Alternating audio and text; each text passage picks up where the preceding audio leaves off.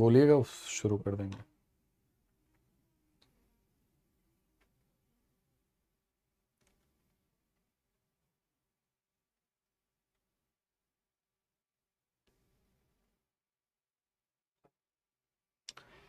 Hello everyone, very warm welcome to all of you on the platform of Shubhra Ranjan IAS.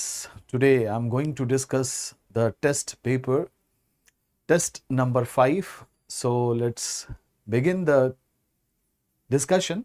And in the first question, that is what very easy question, I think so, because it is from ocean currents. So which of the following are the warm ocean current? And they are asking Canary current, Mozambique current, North equatorial current. Select the correct answer using the code below. If you see this Canary current is cold ocean current, na? Cold ocean current.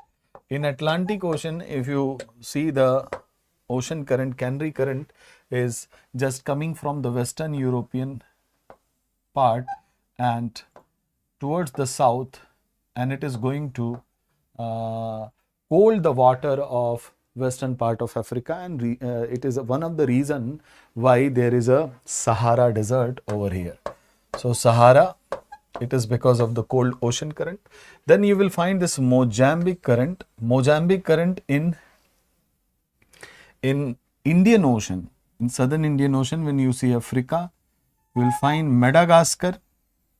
And when this East African current divide into two parts, one is going through the Mozambique channel, another one is Madagascar, and this one is going to be called as Mozambique current, which is going through the Mozambique channel, and it is warm current. Again, it is warm current. The North equatorial current, it is either in Atlantic Ocean, Pacific Ocean, or in Indian Ocean. It is going to be warm current. So select the answer using the code given below. Warm current खोजना है बच्चे. 2 and 3 are going to be warm current. 1 is cold current. So 2 and 3, that is what? Delta. So the question number 1 is delta. That is the right option. D. Question number 1, D. Let's come to the second question. Which of the following factors affect and control air motion? Okay, as I told you, the forces controlling the air motion. First one is pressure gradient force.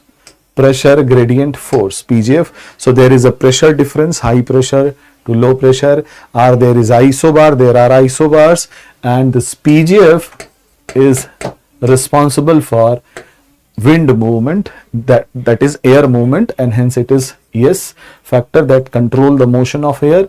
Rotation of the earth. This rotation of earth is going to cause any kind of impact on air movement. Answer is yes. Because of rotation of earth, there is a pseudo force generated, pseudo force, which is called as Coriolis force. Coriolis force. Partially it is due to the rotation of earth and partially due to the sphericity of the earth. And this Coriolis force tend to deflect the horizontally moving wind in northern hemisphere towards its right, in southern hemisphere towards its left, and that we call it Ferrell's law also. And hence yes, rotation of earth is going to cause deflection of the wind movement, so it is going to control the air movement. Then let's talk about the frictional force.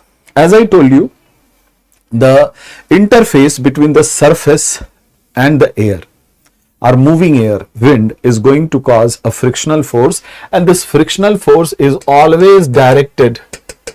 Suppose that there is a movement of air, this air is moving and this is going to be the surface, so frictional force is always acting opposite to the air movement. So if the air is moving like this, so frictional force will be here, and this frictional force is responsible for, it will also cause dragging effect, and this will also slow down the wind. Indeed, this frictional force tend to zero in upper atmospheric circulation, and you know that in upper atmosphere, due to zero frictional force or absence of frictional force, wind become geostrophic, and we have seen the jet streams in upper atmospheric circulation. So yes, frictional force is also responsible for controlling the air movement, especially the upper atmospheric circulation. In absence of frictional force, it becomes geostrophic, and you will find there is a meandering effect also. Next one is centripetal acceleration. The name is new, but you know it now. Centripetal acceleration, something that is what called as gravitational acceleration, which is 9.8 meter per second square. Okay, so this is what gravitational acceleration, that is also called as centripetal acceleration. Gravitational acceleration, that means gravity. Na? It is because of the gravity there is gravitational acceleration, and gravity is going to affect the air movement. As I told you, in upper atmospheric circulation, gravity is pulling the air mass downward and buoyancy is pushing the air mass upward. So in upper atmospheric circulation, you will find that jet streams are meandering like this. The jet streams coming down, then going up, coming down and going up. So this vertical meandering is due to gravitational component, gravity pulling down, and once it is coming down, this air mass coming down, jet stream comes down, the air become denser and start pushing up. That's why it goes up and then come down. This is how the vertical meandering of jet stream is taking place, and it is attributed to centripetal acceleration, or you can say gravity. So in this case, you will find that all the forces are going to affect the air movement in one or other way. So what will be the right option? So according to the discussion, the right answer will be like 1, 2, 3, 4. So it is given in alpha. So second का जो है ए सही है बच्चे, इसे mark कर लीजिएगा. एक बार फिर से नोट्स देखिएगा, और नोट्स में मैंने forces responsible for wind movement पढ़ाया है, और ध्यान से अगर देखेंगे तो ये सेंट्रीपिटल एक्सेलरेशन को उस कंटेक्स्ट में आप लिख लीजिएगा. This is what g gravitational acceleration. It is nothing but gravity. It is due to the gravitational force. Is it okay? Question number 3. Let's come to the question number 3. And in the neighborhood of Aleutian Island in the Pacific Ocean and between Greenland and Iceland in the Atlantic Ocean, low pressure center are found due to which pressure belt? ये जो इशारा कर रहा है बच्चे, आप ध्यान से अगर देखते हैं तो ये इशारा है 65 नॉर्थ का, और 65 नॉर्थ के पास कौन सा प्रेशर बेल्ट है बताने की जरूरत नहीं है, आपको पता है. इट इज सब पोलर लो प्रेशर बेल्ट. सब पोलर लो प्रेशर बेल्ट बना क्यों? क्योंकि कहीं ना कहीं पोलर हाई बने हुए हैं. इधर है polar high, this is what polar high pressure belt, and somewhere there is also the formation of subtropical high pressure belt. So this is what subtropical high pressure belt and polar high pressure belt. तो यहां से कुछ हवाएं चलेंगी, उसको देखते हैं कौन सी हवा है. यहां पे है बच्चे polar high, thermal in origin because of cooling effect. तो यहां से कुछ हवाएं चलती हैं, नाम है उनका polar easterlies, and polar easterlies are converging because there is high pressure, so they seek some low pressure area, and here it is subtropical high pressure belt. यहां से हवाएं चलेंगी बच्चे, जिनको आप क्या कहते हैं? They are called as westerlies. So polar easterly and westerly both are meeting at subpolar low pressure belt, and they are going to create a cycle. One is means there is a cell, and one cell which is descending over pole is called as polar cell. Another cell which is descending over subtropical high, that is called as ferrule cell. So this subpolar low pressure belt, and it is dynamic in origin. Dynamism of air is giving this kind of low pressure belt, and hence the answer will be subpolar low pressure belt. Charlie will be the right answer. So the right answer is subpolar low pressure belt. Subpolar low pressure belt. Dynamic in origin, it is the place where the convergence of westerlies and polar easterlies are taking place. It is the place where you will find the formation of temperate cyclone too. Okay. So next question number 4, which of the following statement is are correct about westerlies? चलो आओ देखते हैं westerlies कहाँ मिलेंगी, दोनों गोलार्ध में मिलेंगी बच्चे. The general direction of westerlies is from south west to north east. So let's see where is the westerly. Westerlies are blowing between this is subtropical low pressure belt. This is the direction of westerly.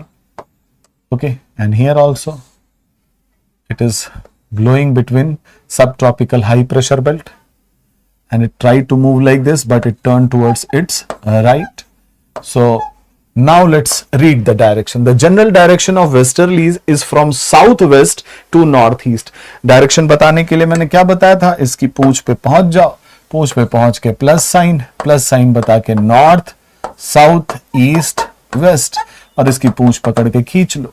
पूछो कहां से आ रहे हो, तो बोलेगा south west से आ रहे हैं जनाब, जा किधर रहे हैं, नॉर्थ ईस्ट की तरफ. तो क्या कह रहा है, the general science, the general direction of westerly from southwest to northeast in northern hemisphere. Is it right? Answer is yes. They become more effective during the summer season and less effective during the winter season in the northern hemisphere. ऐसा है क्या? ये गलत है. Reason being, जैसे ही temperature क्या होगा, कम होगा, चाहे सदर्न हेमिस्फीयर हो या नदर्न हेमिस्फीयर हो, वेस्टर्लीज और स्ट्रांग हो जाएंगी. क्यों? क्योंकि there will be more high pressure because of the thermal contraction. So there will be thermal contraction, and due to thermal contraction what happen, the air is going to be heavier and the high pressure is well established, and that's why westerlies in the winter they are more profound. They become more effective in summer. In summer की जगह अगर ये winter कर देता तो मैदान जीत लेता, तो दूसरा गलत हो गया बच्चे. They are more vigorous in the southern hemisphere. ठीक, इसको जरा सोचते हैं और आप जरा बताइए, कुछ नाम है special, roaring 40s, furious 50s, reeking 60s क्यों हो जाते हैं बच्चे? Because southern hemisphere is largely going to be homogeneous ocean sphere. Less land is there, so less frictional force is there, and due to less frictional force they are unbound to blow, and that's why they are so profound. So 3 is right, 1 is right, 2 is incorrect. Select the correct answer using the code. Correct ढूंढना है. ये सब छोटी छोटी गलतियां जो आप करते हैं मत कीजिएगा, बार बार बोलता हूं. So correct ढूंढना बच्चे. 1 and 3 are correct, and this has been given in question number option number Charlie, that is C for cat. Okay, so 1 and 3 fine. Let's come to the next topic.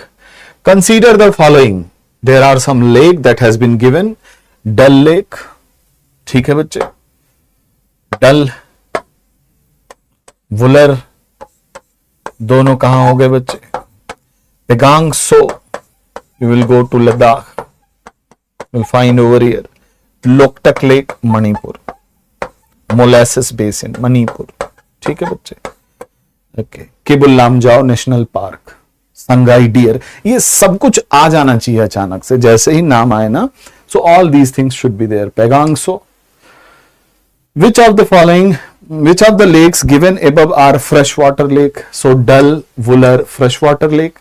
Loktak is also freshwater lake. And what about Pegangso? As I told you, when I was discussing the glaciated landforms,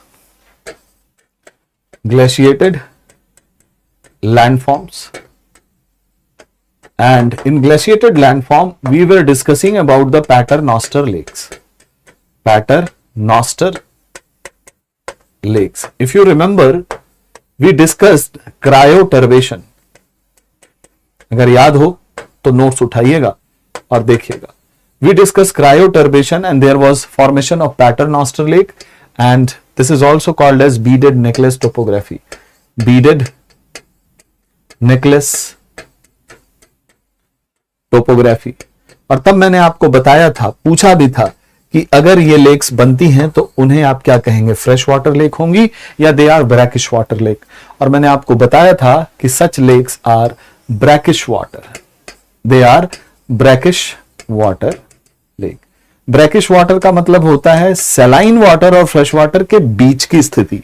ये saline भी नहीं है, technically speaking they are not saline, but their water is not going to be fresh water कि आप उसे पी सकें। तो Pangong Tso is a paternoster, example of paternoster lake are glacial lake, glacial lake, and this glacial lake is because of continuous accumulation of salt. This process cryoturbation, if you remember, then I discussed that there is a continuous accumulation of salt over there. That's why such lakes are brackish water lake. Consider, क्या बताना है भाई, fresh water lake खोजना था, brackish water पे चर्चा चल रही है, ये तो गलत हो गया। तो कौन कौन से हो गए बच्चे, 1, 2 and 4 Pangong Tso is brackish water lake. Anyway आपको ये जानना चाहिए why Pangong Tso is a brackish water lake, I discuss that ना। तो सही उत्तर क्या हो जाएगा, वुलर लेक है, डल लेक है और लोकटक लेक है। वुलर डल कहां पे मिल जाएंगे, जम्मू कश्मीर, और Loktak lake Manipur, Keibul Lamjao national park. क्या खास बात है बच्चे, only floating national park of the world, only floating national park of the world. Not only this, it is famous for Fumdi and Sangai deer, dancing deer, brown antler deer. Why I am taking these names? Because this deer is in threatened species. अब क्या है उसका IUCN status, आप जो है comment करके बता सकते हैं। चलिए आगे चलते हैं। So the answer is, fifth का आंसर हो गया बच्चे 1, 2 and 4, that is delta. Let's come to the question number 6. Tropical cyclone are violent storm that originate over ocean in tropical area. In this context, consider the following condition. Tropical storm पे कोई सवाल आए और मेरे student उसे न कर पाए, ऐसा हो ही नहीं सकता। Let's come to the question. Sea surface temperature higher than 270 Celsius. भाई ये तो मिसप्रिंट हो गया है, 270 के ऊपर होगा तो साइक्लोन तो कहीं भी आ जाएगा, है ना। ये है 27 डिग्री सेंटीग्रेड, दिस इज 20, अरे भाई चल रहे 27 degree centigrade. Okay, so sea surface temperature should be this much. High temperature is needed. High temperature will do what? It result low pressure area. So depression will be created. Low pressure will be there. So sea surface temperature higher than 27. Absence of Coriolis force. Consider the following statement. Absence of Coriolis force. अगर Coriolis force नहीं है तो tropical cyclone नहीं बनेंगे, क्योंकि जो whirl बनता है बच्चे tropical cyclone का वो Coriolis force के कारण बनता है. So 0 to 8 degree there is no tropical cyclone because the Coriolis force is not significant to create that kind of whirl, and that's why there is no tropical cyclone developed between 0 to 8 degree north and south. But beyond 8 degree this Coriolis force becomes significant and it is going to cause the whirl, and that is the reason why tropical cyclone develops. High variation in the vertical wind speed. High variation in the vertical wind speed. Vertical wind speed का high variation होगा. Which of the above is are favorable for the formation of tropical cyclone?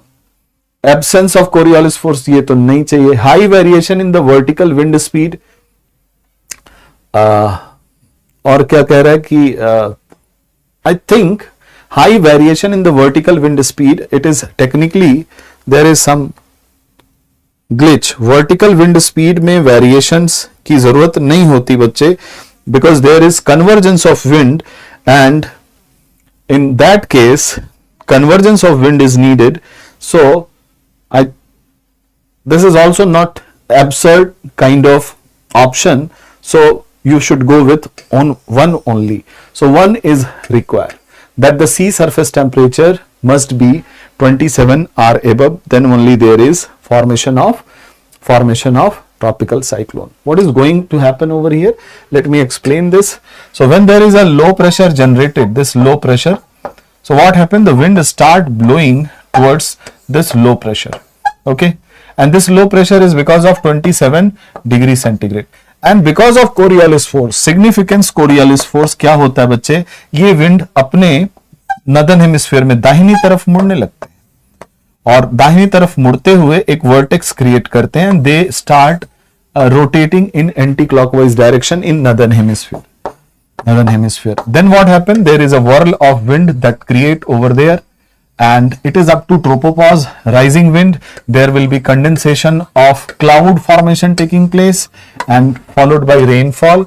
This is going on, fine. And the vortex is also whirling with a very high speed of 250 km/h and more than that, isn't it?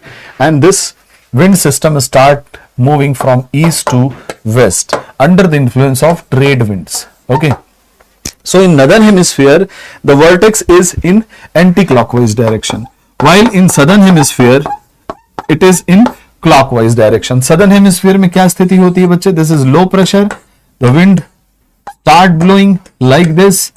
चारों तरफ से wind आएंगी ना low pressure के लिए, और southern hemisphere में uncle Feral की आत्मा क्या कहेगी? Move towards your left, move towards your left.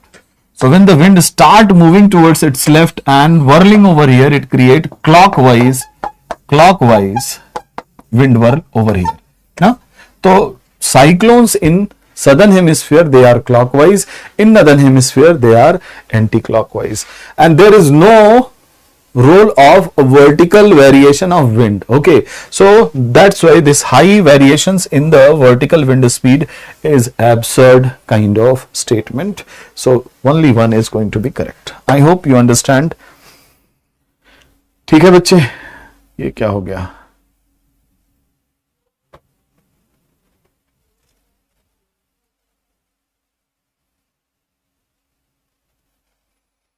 Five. We have 6. Okay, tropical cyclone. We discussed this ना. Which of the following is our sedimentary rock? अच्छा, आइए देखते हैं sedimentary rock कौन कौन से हैं भाई. कोल बात हुई थी बच्चे, अगर आपको याद हो वो क्लास, तो मैंने बताया था कोल is biologically formed sedimentary rock.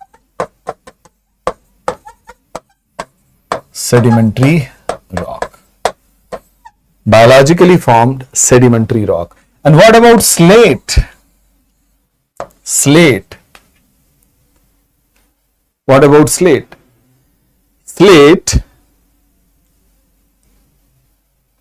When it get metamorphosed, it form schist. So it is going to be igneous rock. Potash, again another chemically formed sedimentary rock. Chalk, chemically formed sedimentary rock. Limestone, again chemically as well as biologically formed sedimentary rock. So except granite, igneous and slate, 1, 3, 4, 5 is going to be the sedimentary rock, and the answer is beta. Answer is beta. We are discussing question number, I think it is 7. Question number 7, it is beta. So I have given the answer. So do take care of the chapter, and I also said to you that they may put full question on sedimentary rock and their types, their formation, as well as metamorphic rock and their types. In the class, categorically I mentioned this, so be prepared for your mains examination also. यहाँ से सवाल कभी भी बन सकते हैं आपके mains के लिए. Let's come to the question number 8. If you travel through the Himalaya, you are likely to see which of the following plant are naturally growing there. अच्छा, हिमालय में हमें चलना है. अब हिमालय में हमें चलना कैसे है ये देख लेते हैं. हिमालय जैसे कि आप जानते हैं बच्चे, ऊंचाई ज्यादा है, तो जैसे जैसे हम ऊपर जाते हैं नॉर्मल लैप्स रेट से, there is a decrease in temperature and you are going to have colder area. There will be snow line. Above the snow line we have what? Tundra climate ना, tundra, isn't okay? climate. Then we have the coniferous forest. Then we have mixed forest. Then we have deciduous forest. So once we start rising up, we will find these all kind of vegetation over there. तो सबसे ऊपर क्या मिलेंगे बच्चे? सबसे ऊपर बिल्कुल ठंडे निर्जन स्थान है जहां पे रोडोडेंड्रॉन आपका स्वागत करेगा, ठीक है। तो वहां पे आपको रोडोडेंड्रॉन मिल जाते हैं। It is the plant species you will find in the higher reaches of Himalaya. Then you come to the coniferous forest area. You will find this oak. And once you are at foothill of Himalaya, foothill of Himalaya, then you will find this sandalwood also. तो sandalwood भी यहां आपको मिल जाएंगे। और जब आप हिमालय से नीचे आ रहे होगे तो सबसे पहले आपको रोडोडेंड्रॉन मिलेंगे, फिर मिलेंगे ओक, और सबसे अंत में सैंडलवुड, जो कि 100 to 200 सेंटीमीटर रेनफॉल में मिलने वाले वनस्पतियां हैं, आपको वहां मिलेंगी, ठीक है। तो यहां पे उत्तर हो जाएगा 1, 2 and 3. 1, 2 and 3 will be the right answer. So question 8, it is what? Delta. Is it fine? Question 8, that is D. 1, 2 and 3. Do take care of your explanation. I find some kind of discrepancy over there. तो बहुत ध्यान से देख लीजिएगा। Rhododendron alpine में मिलेंगे बच्चे, उसके बाद okay, birch, then so many coniferous species are there, pine will be there. Then you will find this sandalwood in the deciduous forest near the foothill. You will find the sandalwood also. Okay. Question number 9. Consider the following statement. अब क्या statement है? आगे कैसे जाएंगे? It's not moving further.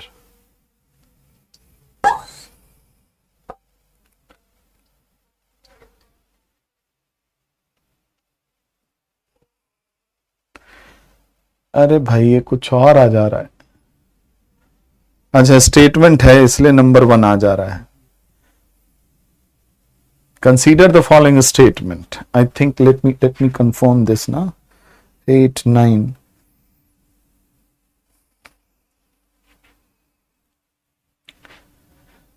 Okay, fine. Yeah, this is question number 9, and we have this statement. We have to consider the statement. The question statement is let me see. Yes, ये question number 9 के statement है। थोड़ा technologically बहुत strong नहीं है हम, तो ये समस्या आ जाती है। Anyway, the sun rays are never overhead at any point beyond the tropical zone. As I told you, this is what to say, that the sun's rays are never going vertical beyond the Tropic of Cancer and Tropic of Capricorn, and this is because the earth is tilted 23.5 degree by its vertical axis. Earth is tilted by 23.5 degree from its vertical axis. और इसी कारण से पूरी geography आपके सामने है, ऐसी बात हम लोगों ने की थी, ठीक है। So if you see this, the sun rays never go overhead or 90 degree at any point beyond the tropical zone. In the month of December, the southern hemisphere has its longest day. Yes, in southern hemisphere on 22nd of December, sun is vertical over Tropic of Capricorn. We call it summer solstice, and that very time the entire south pole is going to have illuminated, entire north pole is under dark. Longer days will be in the southern hemisphere. Southern hemisphere will face summer. We are in winter, and hence statement number 2 is also correct. Then on the day of equinox, daytime and night time are approximately equal duration all over the planet. It is equal, not approximately. It is equal all over the planet. Fine. It is equal all over the planet. It is equinox. It is equinox. So that is also going to be correct. So 1, 2 and 3 तीनों correct हो गए। Approximately बोलने का कोई मतलब नहीं, ये flow में इमोशन में लिख दिया है पेपर सेटर ने। It is always going to be same on equinox, exactly same ना, equal duration all over the planet. Which of the statement given are correct? So 1, 2 and 3 are correct. Answer is beta. Answer is beta.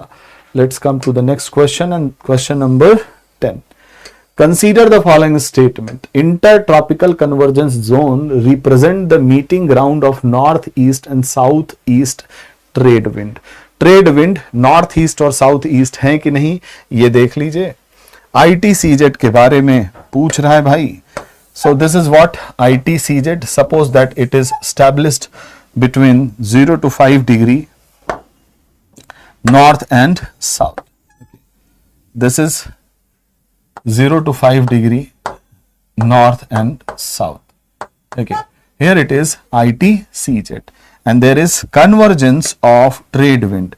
Trade winds are getting converged over here. This is the trade wind of northern hemisphere. This is the trade wind of southern hemisphere.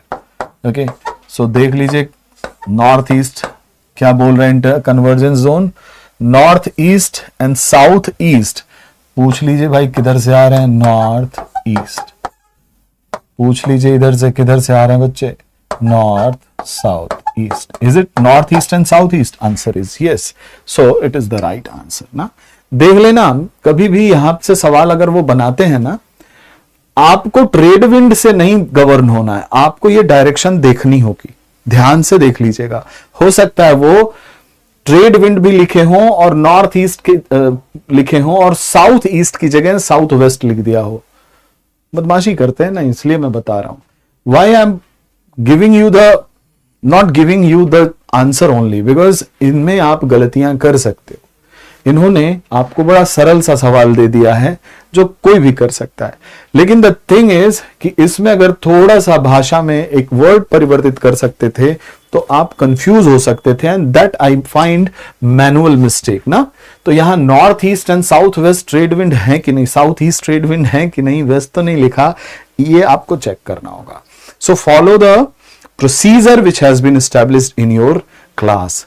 पढ़ाया गया है, सीखते समय कुछ मैंने बताया है कि इक्विनॉक्स जब कुछ पूछे या डायरेक्शन के सवाल हो, बी पेशेंट, आप वहां बना लें और उसके बाद फिगर बनवाया है, हजारों फिगर आपने बनाए होंगे, फिर जाकर के उस सवाल को पढ़ें।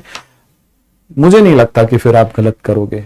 फिर क्या कह रहा है बच्चे, intertropical convergence zone is the region of ascending air, maximum clouds and heavy rainfall throughout the year. Is it right? Answer is yes. This is what the zone of convectional rainfall. यहाँ लगातार हवाएं क्या करती हैं, converge होती हैं, and there is a rise of air taking place, and this rise is going to be what? Convectional rise. So the heat is thrown up to tropopause, and the height of tropopause is going to be 18 kilometer. So there is a convectional rise of air taking place along with lot of moisture, and throughout the day there will be condensation.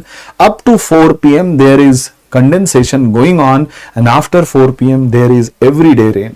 This area is having more than 250 centimeter rainfall, and it is also called as equatorial region, and you will find that there is rainforest in this entire zone. This ITCZ is also marching between the Tropic of Cancer to Tropic of Capricorn up to 5 to 10 degree north to 5 to 10 degree south because of the migration of sun's rays. Okay, so this is also going to be correct. So in this case, question number 10, we have the answer, that is what? Answer is both 1 and 2 are correct.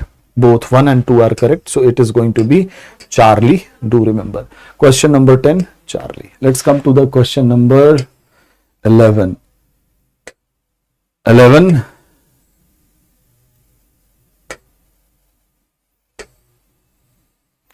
Consider the following statement. ये तो हो चुका भाई। 11 भी दिखा दो। थोड़ा सा यहां लिखा है, फिर उधर लिखा है। Consider the following statement with reference to Mascarene High.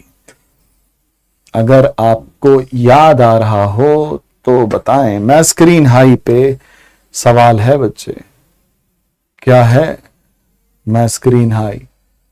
आइए, It is a high pressure area located near the Mascarene Island, 15 to 20 degree high pressure area. याद करिए, ईस्टर्ली जेट कोटेश्वरम की थियरी हो या फिर शेरहैग की एंटी ट्रेड थियरी हो, दोनों में मैस्करीन हाई आया होगा. If you remember this Mascarene high either in easterly jet theory, easterly jet theory by Koteshwaram,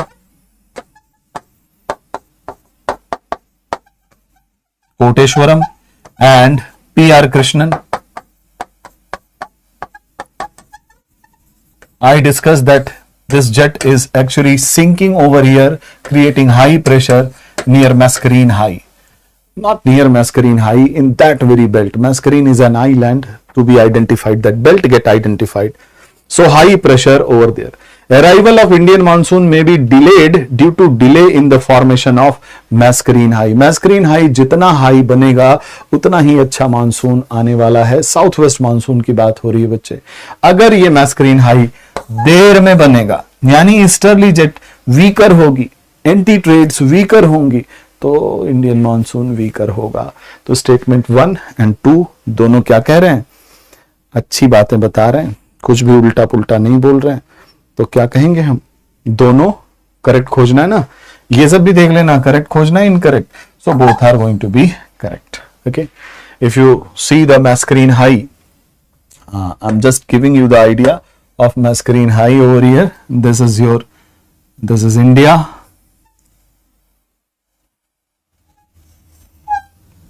And at this very time when Mascarene High is being formed, you know, there is subtropical high pressure belt of southern hemisphere, and this is what your ITCZ developed over here, and this is what low pressure zone यहाँ पे ITCZ develop है ना, ITCZ. हवाएं ऊपर उठेंगी बच्चे, एक cell बनेगी और सेल जेट बनाएगी, easterly jet.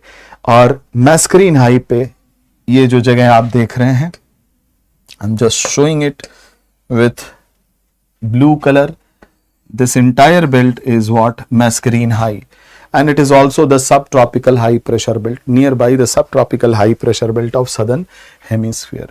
This is subtropical high pressure belt of southern hemisphere, also called as Mascarene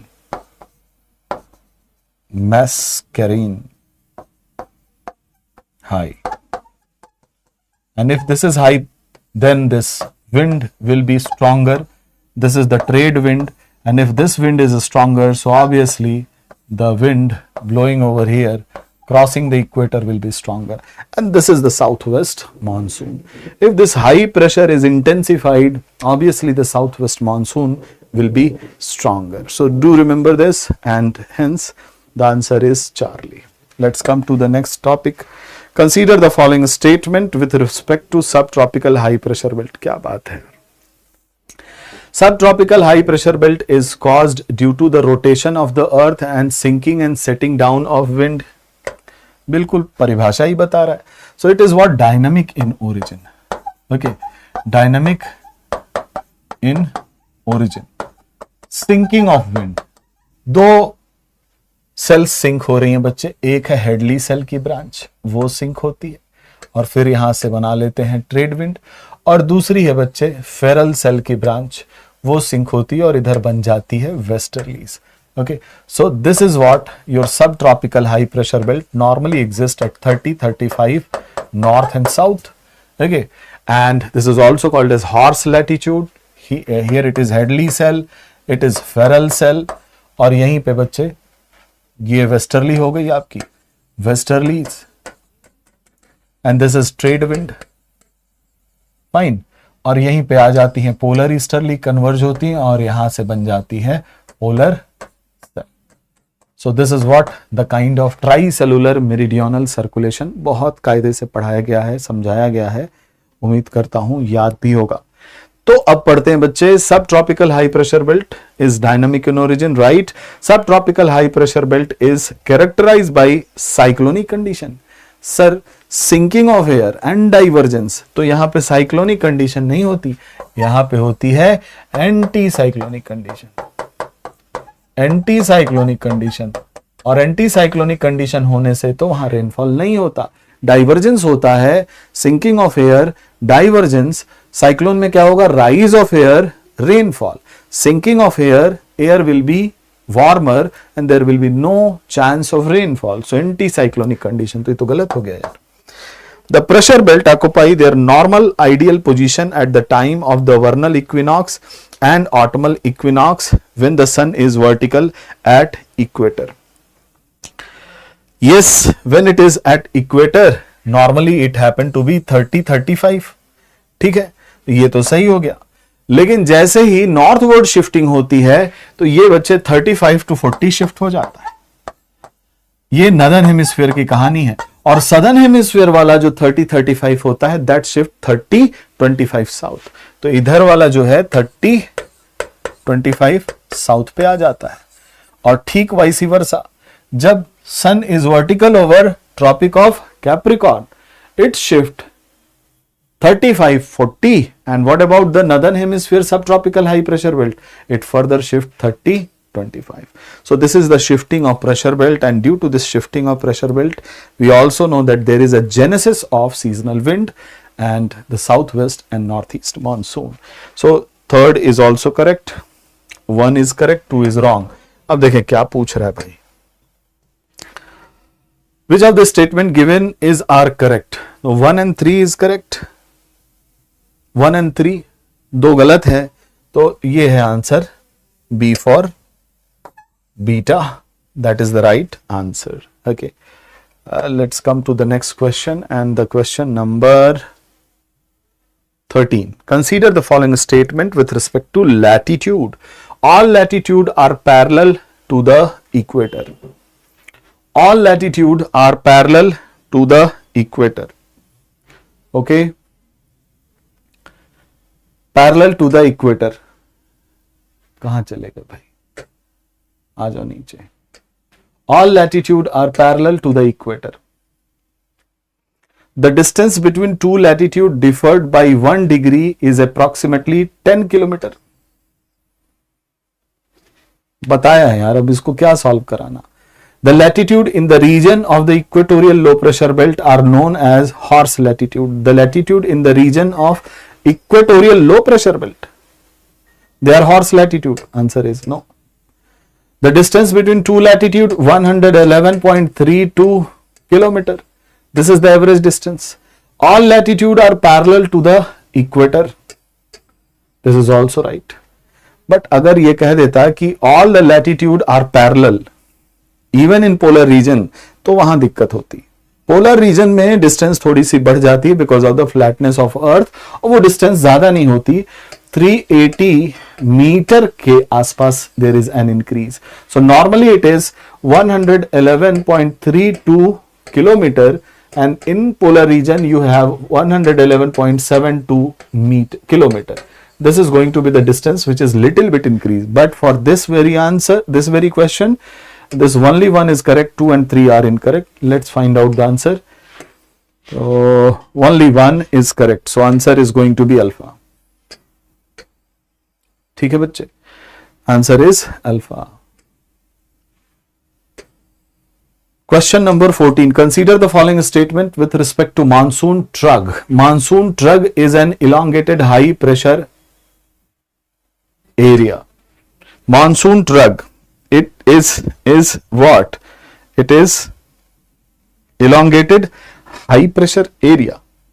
सोचिएगा जरा सा, it is high pressure area or monsoon trug is the low pressure area? Answer is it is low pressure area. और इसी low pressure के चक्कर में तो बे of Bengal branch और अरेबियन सी ब्रांच दोनों जा रही हैं बारिश कराने.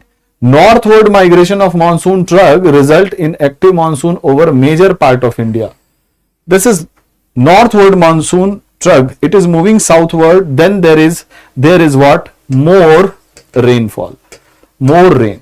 If it is moving northward, so because of continentality effect, क्या होता है बच्चे? Rainfall अच्छा नहीं हो पाता. Southward movement होता है तो कॉन्टिनेंटलिटी इफेक्ट कम है, and then there is a lot of rainfall.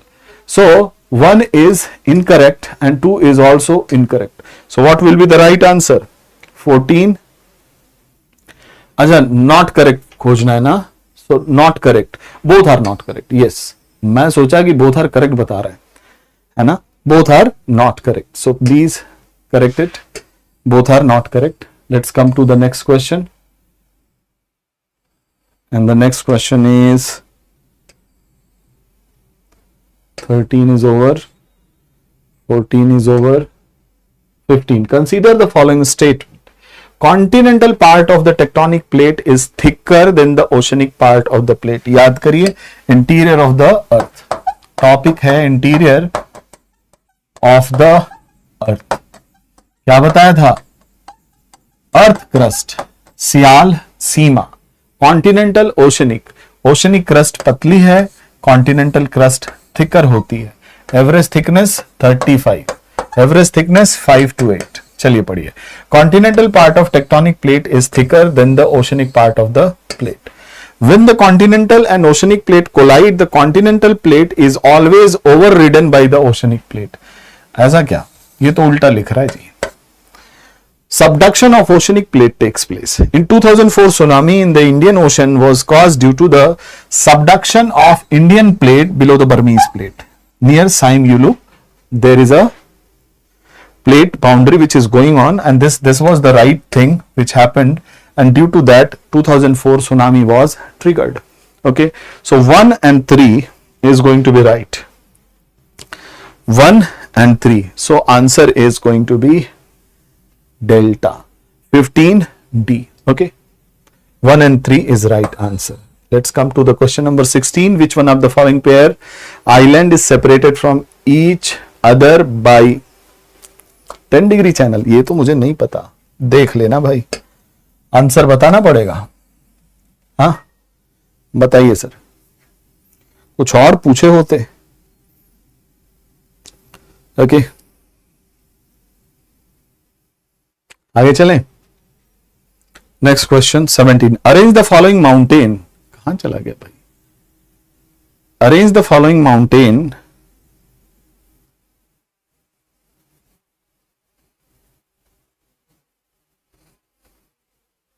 In decreasing order of their length. Ural mountain, Rockies.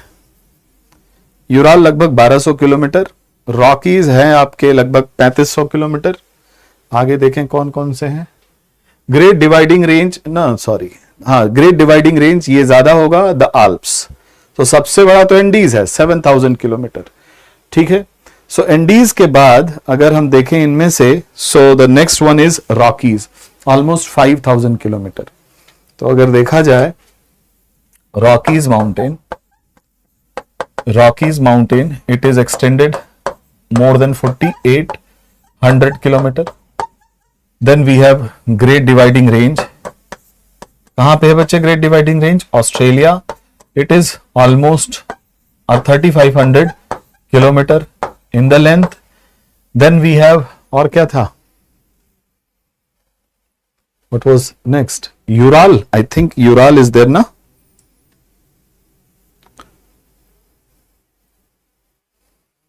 एक बार देखना है यार, ये बहुत परेशान कर रहा है. यूराल माउंटेन, यही देख लेते हैं. So there is, yes there is Alps is there, Ural is there. Yes, कहां चला गया? हाँ, ग्रेट डिवाइडिंग रेंज तो दिखाई पड़ रहा है.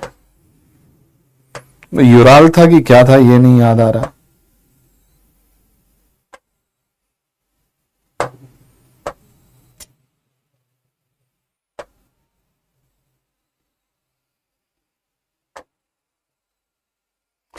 Rockies, Ural. So Rockies we have seen. Ural mountain almost, it is more than the Alps. Now Alps is what smallest one. So Alps almost 1200 kilometer, and if you see the Ural mountain, it is 2500 kilometre. तो आप समझ पा रहे हैं सबसे ज्यादा कहां चला गया, ये परेशान कर रहे हैं मुझे. आल्प्स लगभग 1200 किलोमीटर है बच्चे. ग्रेट डिवाइडिंग रेंज 3500 किलोमीटर के आसपास है. Ural which is separating the Asia and Europe, it is almost 2500 kilometer. And then we have Rockies. Rockies is going to be more than 4800 kilometer. Okay, this is the length. Then the longest one is going to be Andes mountain. Andes in South America.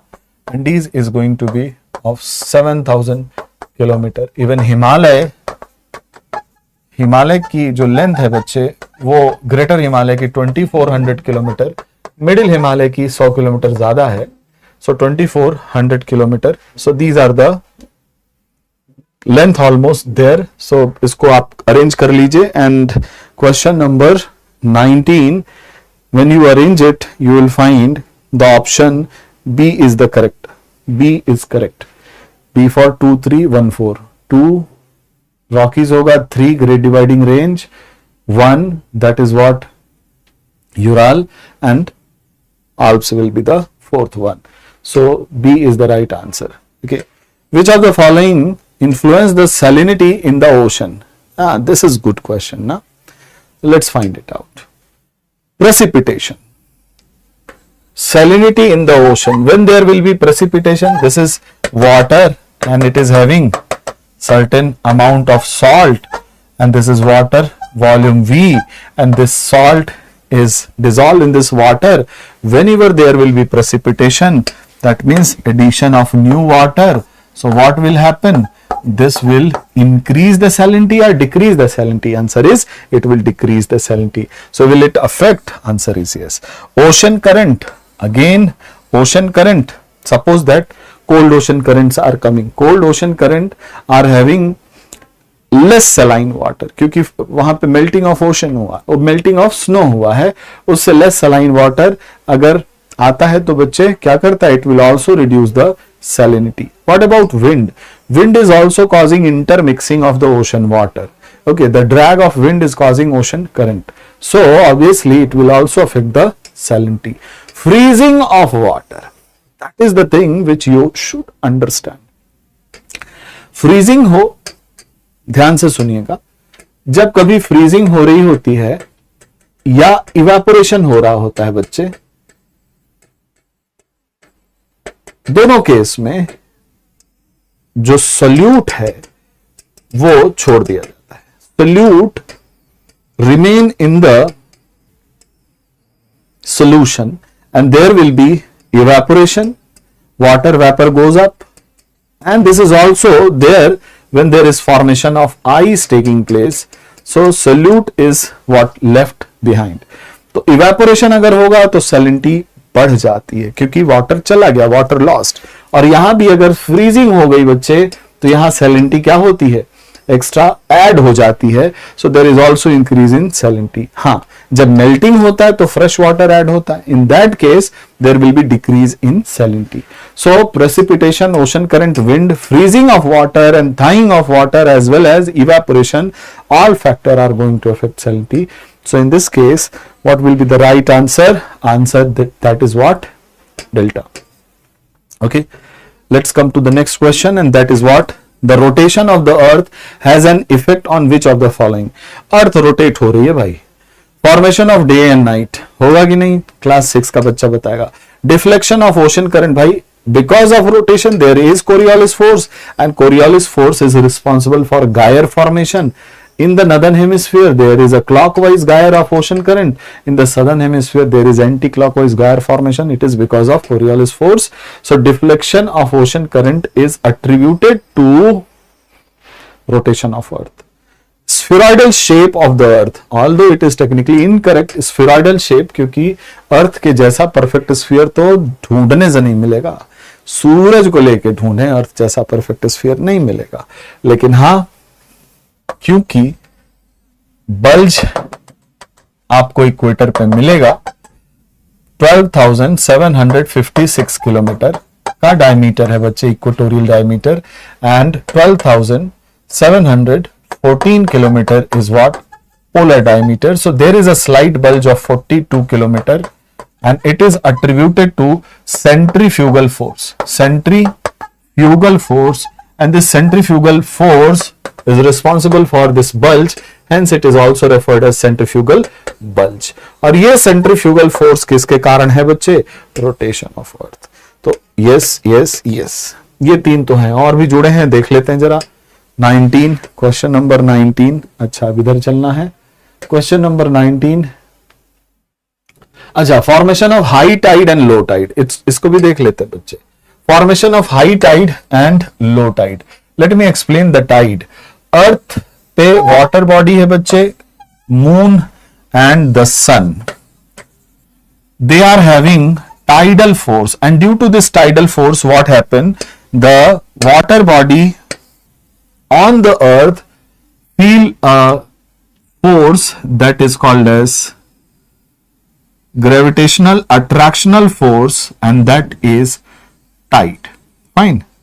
So this gravitational attraction से यहां पे tide आती है, और अगर ऐसी condition है कि मून और सन एक ही तरफ हो, यानी कंजंक्शन में हो, एंड देयर इज अ सिजगी, तो ये बहुत बड़ी टाइड होती है, हाई टाइड, स्प्रिंग टाइड बोलते हैं। ठीक इसी समय जब पॉइंट ए पर टाइड आ रही होती है बच्चे, this is point A, this is point A, इसके अपोजिट पॉइंट बी पर भी टाइड आती है, और इतनी ही बड़ी टाइड आती है। वो क्यों आती है बच्चे, बताता हूं, पहले टाइड बना लो। ठीक पॉइंट बी पर भी इतनी ही बड़ी टाइड आ रही है। So this is the tide at point B, just opposite to this. अच्छा, ये वाली बड़ी हो गई है, दोनों बराबर की टाइड है बच्चे, both are high tide. Okay, so both are going to be high tide. This tide is due to tidal force, tidal force of sun as well as moon. But who is bringing this opposite tide? It is because of rotation of the earth. Rotation of the earth is going to cause centrifugal force, and this centrifugal force is actually equal to the force that is what tidal force. तो tidal force इधर Tide लाएगा, और centrifugal force ठीक उसी के बराबर का force होता है, वो उसके अपोजिट टाइड लाएगा। क्यों बराबर का फोर्स होता है? क्योंकि जो सेंट्रीफ्यूगल फोर्स है वो कहां से मिल रहा है बच्चे? टाइडल फोर्स से मिल रहा है। So the earth rotation is also going to cause tide at the opposite to the spring tide, and this is because of centrifugal force. So yes, formation of high tide as well as low tide is attributed to centrifugal force. So this 4 is also going to be correct, और तब हमारा answer हो जाएगा D for dog. Let's come to the next question, and the question is, with reference to the temperate cyclone, consider the following statement. Precipitation associated with the warm front is of short duration. उल्टा बोल रहा है भाई। So warm front का जो precipitation है वो धीरे धीरे होगा, लेकिन वो लंबा होगा, बिल्कुल क्या कहते हैं, ड्रिजल टाइप का होगा, but it is not for short duration, long duration. There will be long duration rainfall which is going on.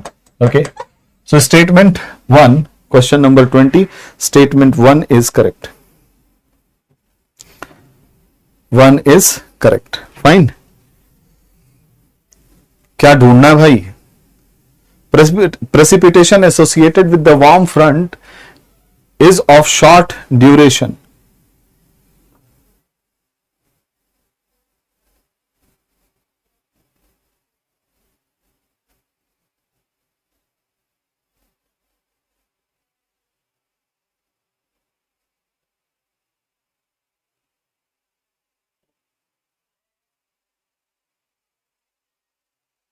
For long duration. So that's why it is incorrect ना। yes, तभी तो मैं confusion में हूं, this is short, this is for long duration, that's why it is incorrect ना। मुझे लग रहा था कि लॉन्ग ड्यूरेशन लिखा है तब मैं इसको इनकरेक्ट क्यों कह रहा हूं।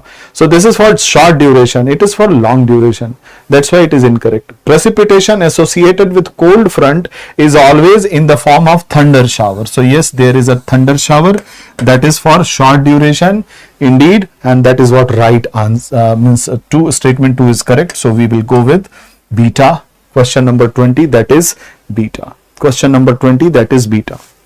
Let's come to the next question. Question number 21. Bhai ruk ja. Which of the following statement regarding the temperature inversion are correct? Temperature inversion क्या होता है बच्चे? Normally आप जब ऊपर जाते हैं तो there is a temperature decrease with normal lapse rate 6.5 degree centigrade पर kilometre. But what happen because of one or other reason, if this temperature is going to be, the temperature trend is going to be inverse, that is कि आप ऊपर जाएं और temperature वहां पे warm हो जाए, उसे टेम्परेचर इन्वर्जन कहते हैं. तो क्या कह रहा है बच्चे? Frontal inversion is caused in the temperate zone. तो टेम्परेट जोन में फ्रंटल इन्वर्जन होगा कि नहीं होगा, आप बताइए बच्चे. यस, वहीं पे तो meeting of two contrasting air mass is taking place, so there will be temperate inversion. Frontogenesis वहां होगा.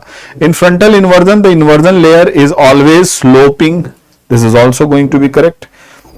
Yes, there is a slope developed in the fronts, and then both the statement are correct. Due to valley inversion, lower part of the valley are inhabited because they are free from frost. ये क्या कहना चाह रहे हैं? ये कह रहे हैं कि due to valley inversion. Valley में इन्वर्जन कब होता है बच्चे? अक्सर सुबह के समय में you will find the valley inversion, and they are saying lower part of the valley are inhabited because they are free from Frost.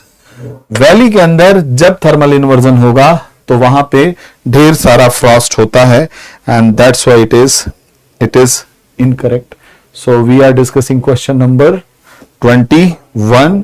21 में तीसरा गलत है बच्चे और दोनों सही थे. That's why there will be alpha. 1 and 2 will be the right answer. 1 and 2 will be the right answer. These winds become extremely dry because of their journey over the Sahara Desert. Sahara Desert से चल रही हैं ये हवाएं.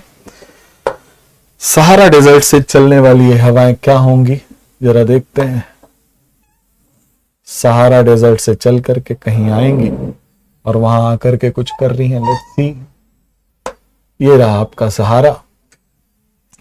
So these winds become extremely dry because of their journey over Sahara Desert. The weather becomes suddenly dry and pleasant at arrival of this wind, and relative humidity of the air is remarkably reduced due to high temperature and hyper aridity. This is why it is known as Doctor Wind. Which wind has been described in the above passage? बता ही दिया doctor wind. उसको पूछना चाहिए था कि Harmattan है ये, है ना बच्चे. हरमट्टन यहां से चलती हैं और इक्वेटोरियल सहारा में पहुंचती है. घाना वाना के पास खूब बारिश वारिश हुई होती है, बारिश के कारण ह्यूमिडिटी ज्यादा होती है और वहां पर अनहेल्दी कंडीशन होता है बच्चे. बहुत सारे high temperature and high humidity will prevail, more and more microbial growth. That's why you will find lot of disease over there, lot of vector borne disease also there, like Nagana वहां हो रहा है, sleeping sickness है, filariasis है, malaria है. So these are prevalent over there, and it is because of the humidity and high temperature. Not only this, Kala Jar is also there. Cholera as well as typhoid, waterborne disease are also prevalent because bacterial growth. That's why this unhealthy condition because of humidity is unwanted totally, and when this Harmattan reaching over there, it create a pleasant weather and destroying the moisture, and that's why also reducing the microbial growth as well as vector growth, and that's why it has been called as, rightly called, Dr. Wind. So answer दे दिया गया है. बाकी अफोन, सिराको, mistral जानते हैं. Local winds जब मैं पढ़ा रहा था तो आपको इनके बारे में डिटेल करवाया था, and also I discussed with map, बना करके बताया था बच्चे, और बताया था कि कहां कौन सी विंड स्नो ईटर हो जाती है, कौन सी ब्रिक फिल्डर है, and something like that, and खेती में कैसे ये हेल्प करते हैं. पास्चर लैंड डेवलप करते हैं कि नहीं, and all that. So we have discuss. So map के साथ इस क्वेश्चन को दिया भी था आपको लिखने के लिए 200 शब्दों में, आपने लिखा भी होगा. So do take care of this. आप इस पे मेंस में कभी भी एक फुल क्वेश्चन एक्सपेक्ट कर सकते हैं. This is very important. Okay, so local winds and their impact in local environment. Which of the following are the characteristic of tropical zone? Tropical zone में क्या क्या कैरेक्टरिस्टिक्स हैं? डोलड्रम पाए जाएंगे भाई, ट्रॉपिकल जोन में पाए जाएंगे जहां पे काम वेदर कंडीशन हो, राइज ऑफ एयर हो रहा हो और कोई वर्टेक्स क्रिएट नहीं हो रहा, इसे डोलड्रम कहते हैं. तो डोलड्रम मिलेगा जी. कहां मिलेगा? 0 to 5, 0 to 5, चलो 0 to 8 तक आपको डोलड्रम मिल सकता है. There will be continuous rise. Equatorial westerlies मिलेंगी क्या? इक्वेटोरियल वेस्टर्लीज मिल जाएंगी. क्यों? क्योंकि शिफ्टिंग ऑफ प्रेशर बेल्ट होता है भाई. ठीक है, equatorial westerlies, you will find equatorial westerlies. Westerlies that means you are getting this from west to east. ये है इक्वेटोरियल वेस्टर्ली, जिसको आप साउथ वेस्ट मानसून कहते हैं. ठीक है, तो इक्वेटोरियल वेस्टर्लीज आपको मिलेंगे. सीजनल विंड्स मिलेंगे. यहाँ पे ट्रेड विंड मिलेंगे कि नहीं, अब क्या ही बताऊं ट्रेड विंड के बारे में, है ना. तो ये तीनों तो मिलेंगे. अब इसके अलावा भी कुछ दिया है तो देखते हैं. यस, अब इन्हीं में सेलेक्ट करना है सर, सब मिल जाएंगे. So the answer will be delta. Answer will be delta. Another question, geographical feature and region. Abyssinian plateau Ethiopia में है बच्चे. कहां लिखा है? अरेबिया. गलत लिखा है, इथियोपिया. ठीक है. Atlas mountain, north western Sahara, sorry north western Africa. It is right ना, Atlas mountain. Guinea highland, south western Africa. This is also wrong. Guinea highland, it is in South America. This is what the Guinea highland. This part will find Guinea highland. Okavango basin, Patagonia. Patagonia is in South America, and this Okavango basin is in southern Africa. So that is also incorrect. Guinea Highland incorrect. Abyssinian Plateau incorrect. सही कौन सा है? एक ही. अब पूछें how many pair given above are correctly matched? तो एक ही pair सही सही मैच हुआ है भाई, देख लीजिएगा. वर्ल्ड रीजनल ज्योग्राफी मैप, बार बार कहता हूं मैप देखते चलें, पढ़ते चलें. Which of the following country are not the part of Scandinavia? देखें कौन कौन से देश हैं भाई. स्कैंडिनेविया में वास्तव में आप देखें बच्चे तो यूरोप के स्कैंडिनेवियन पेनिनसुला में you will find Denmark, Norway and Sweden. This is what the country you will find in Scandinavian country. Latvia तो नहीं है. आगे चलते हैं भाई. ठीक है, लेट्स सी. ये तीनों कंट्री दी गई हैं. लिथुआनिया, एस्टोनिया नहीं है बच्चे. Norway, Sweden. Yes, so Norway as well as Sweden. These are the 4 and 5. 4 and 5 is there. If they put Denmark, तो डेनमार्क को भी स्कैंडिनेवियन कंट्री में गिना जाता है. So Norway, Sweden plus Denmark. Okay, that is also the part, but इसमें दिया नहीं है तो वो 4 and 5. Fine. Let's come to the next question. Which of the following associated with volcanic activity? भाई चलो पढ़ते हैं. Volcanic activity, ocean convergence, oceanic convergence boundary का एग्जाम्पल दिया था मैंने. फिलिपिनो प्लेट और Pacific plate. Filipino plate and Pacific plate. अब फिलिपिनो प्लेट और पैसिफिक प्लेट, कॉन्टिनेंट कन्वर्जेंस. अब इसके कई सारे उदाहरण हैं, जैसे African plate, Eurasian plate, Arabian plate, Eurasian plate, Indian plate, Eurasian plate, Australian plate, Eurasian plate. ये पूरा का पूरा मिड कॉन्टिनेंटल बेल्ट आपको कॉन्टिनेंट कन्वर्जेंस का पार्ट है बच्चे. Oceanic continent convergence, oceanic as well as continental convergence, you will find Pacific and North America plate. Oceanic continent, Pacific and Eurasian plate. Ocean divergent boundary. Ocean divergent आपको सही मिलेगा बच्चे. East Pacific ocean में जाके देखिए, नाजका Cocos is making divergent plate boundary with Pacific. Fine. And you will find divergence ocean divergence है ना, तो नाजका कोकोस के पास आपको डाइवर्जेंस मिलेगा पैसिफिक प्लेट से, ठीक है। और अगर हम अटलांटिक मिड अटलांटिक रिज की बात करें तो it is not the ocean divergence, it is divergence of North America and Eurasia plate, both are continental. तो ओशन डाइवर्जेंस आपको कहां मिलेगा? पैसिफिक, ईस्ट पैसिफिक ओशन में। Now let's answer, select the correct answer using the code below. Code below क्या कह रहा है? Which of the following area associated with volcanic activity? Ocean convergence boundary, circum Pacific ring of fire, Filipino के चारों तरफ Philippines के आपको मिलेंगे। Continent convergent boundary, again if you see the Eurasian plate and African plate in Mediterranean, you happen to have continent this volcano, like there is in Mediterranean region you will find Etna, Stromboli, Vesuvius, Vulcan. These all are the volcanic eruption. It is because of continent collision. There is a destructive plate boundary. Indeed, there is an involvement of Tethys plate. Some part of Tethys plate still there, which is going to be subducting below the Eurasian plate. तो जो Mediterranean है वहां पे देखोगे तो एक part oceanic plate का है, जो टेथीज का रेमिनेंट है वो सबडक्ट हो रहा है और मैग्मा फॉर्मेशन हो रहा है। That's why you will find what you can say volcanic eruption. Continent collision में भी वॉल्केनिक इरप्शंस होते हैं, ठीक है। हिमालय में वॉल्केनिक इरप्शंस नहीं होते, उसका कारण ये होता है बच्चे कि below the Himalaya the crust is very thick, more than 70 kilometer. That's why in Himalaya, despite of destructive plate boundary, there is no volcanic eruption. And if you see the further study beyond geography, if you see in geology, you'll find below the Himalaya there is a remnant of Tethys plate still there, which is subducting below, and it is reaching to the Benioff zone where magma formation is taking place. So magma होते हुए भी हिमालय, क्या हिमालय से लेकर आप समझे Arakan Yoma से लेके आप जैग्रोस माउंटेन तक चले जाएं, आपको वहां वॉल्केनिक इरप्शंस नहीं मिलेंगे। लेकिन उसका कारण यह नहीं है कि कॉन्टिनेंट कोलिजन है, उसका कारण यह है कि कॉन्टिनेंटल क्रस्ट बहुत मोटी है। Is it okay?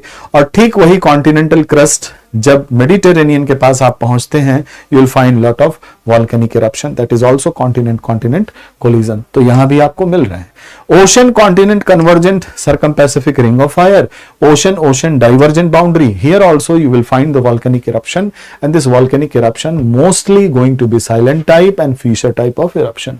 सो 1 2 3 4 1 2 4 1 3 4, देखें क्या लिखा है भाई, 1 2 3 4. So I will go with D. Okay. In your explanation, it has been given that continent collision is not going to have volcanic eruption. I have some different understanding. And if the continent collision is not going to have volcano, so why there is volcano in East African Rift Valley as well as in Mediterranean? So this is a question. If you are putting only continent collision and there is a buckling up of folding of Himalaya as well as other folded mountain, that is different thing. But once you go for geological understanding, you will find that this area is also having volcanic eruption. So do remember, so I will go with 1 2 3 and 4, rather omitting this continent convergent boundary, because there is also volcanic eruption, and the best example, Eurasian plate, African plate, isn't it? Eurasian plate, African plate. In Indonesia, you will find again the volcanic eruption, and it is what? Because of the collision of Eurasian plate and Australian plate. Fine. So answer is delta. Question number 27. Consider the following: drastic change in water level in wells. In wells, large scale fluctuation of oil flow from oil wells, discharging of radon gas. earthquake की बात कर रहा है बच्चे, डरा दिया था, मुझे लगा ग्राउंड वाटर से संबंधित कोई क्वेश्चन है. So this is very simple question and it is because of earthquake, discharge of radon gas, large scale fluctuation of oil flow, deformity के कारण बच्चे, and then you will find the answer, that is earthquake. Geologists use seismic wave to understand the interior structure of the earth. In this context, consider the following statement. I don't think that you will feel any problem over here.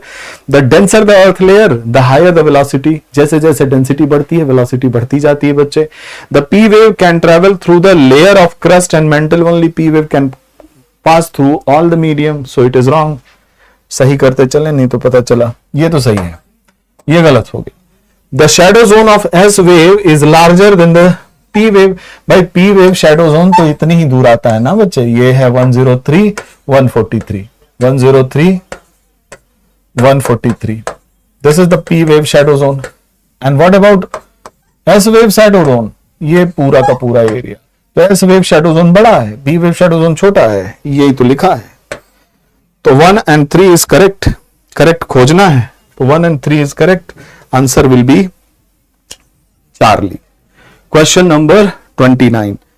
Tall and coarse grass with long root. बहुत अच्छी बात है. चलिए देखते हैं. लंबी घास है बच्चे और कोर्स घास है, स्मूथ नहीं है. ठीक है. विथ लॉन्ग रूट यानी गहराई तक गए हैं, इसका मतलब पानी थोड़ा कम होगा. Deciduous trees. Yes, deciduous trees are there. That means there is a parkland vegetation. Park land जैसा दिख रहा है भाई.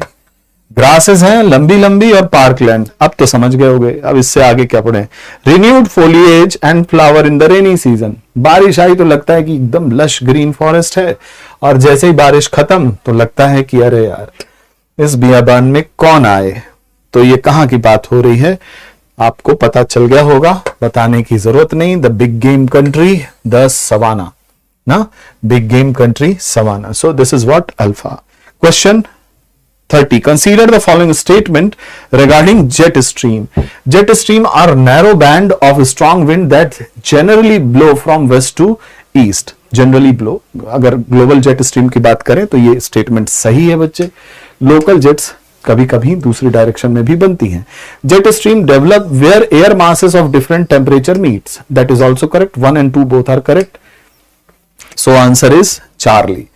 Consider the following passage. It is isolated underwater passage. It is an isolated underwater volcanic mountain. It show evidence of gradual subsidence through stage to become flat top. Guides की बात कर रहे हैं भाई, guides होने चाहिए. आंसर देखते हैं क्या है. So 31. Let's come to the yes guides. Answer is guides. Answer is guides. So when we discuss the ocean bottom relief, जरा पढ़िएगा उस टॉपिक को. We have discuss this guides over there. Let's come to the next question. River that pass through the Himachal Pradesh are. Indian geography map, मजा आएगा बच्चे. देखें कौन सी है. ब्यास, चेनाब. चेनाब भाई बनती है वहीं पे हिमाचल में. चंद्रा और भागा, ब्यास भी निकलती है वहीं रोहतांग पास के पास. रावी, ब्यास दोनों निकलते हैं बच्चे. ये भी. Chenab, Ravi and Sutlej. Sutlej is also coming through Himachal Pradesh. Let's talk about Yamuna.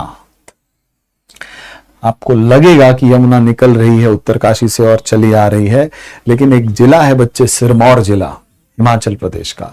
बहुत ध्यान से आप देखेंगे तो यमुना सिरमौर जिले के को बहती हुई फिर वो आती हैं वापस, और फिर से वो गंगा में मिलती हैं उत्तर प्रदेश होते हुए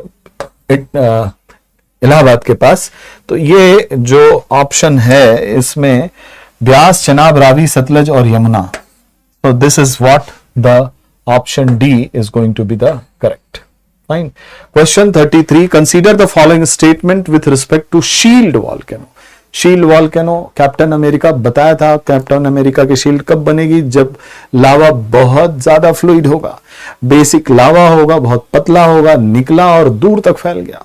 ठीक है, दूर तक फैलेगा तो फ्लड, बेसाल्ट या फिर आप शील्ड वॉल्केनो बनाते हैं. आइए देखते हैं क्या कह रहे हैं भाई. Shield volcano, they form from the non explosive eruption, low viscosity basaltic magma. सही है, विस्कोसिटी कम है. ज्यादा होती विस्कोसिटी तो फैलता नहीं, तो क्या बनाता? कोन बनाता. Caldera are the common feature on the shield volcano. हो सकता है कैल्डेरा, बन सकते हैं कैल्डेरा जहां से low viscosity basaltic magma Okay. So caldera is a common feature. Hawaii Island are formed as a result of their eruption. Yes, यहाँ पे Mauna Loa, Mount Key, Mount Kilauea, ये सारे जो एग्जाम्पल हैं, Mauna Loa, माउंट क्यों लिखूं जब Mauna लिखा हुआ है, तो Mauna Loa, Mauna Key, Mount या Mauna Kilauea. These all are the example of shield volcano. So question क्या बताना था? हाँ, करेक्ट, सारे सही हैं.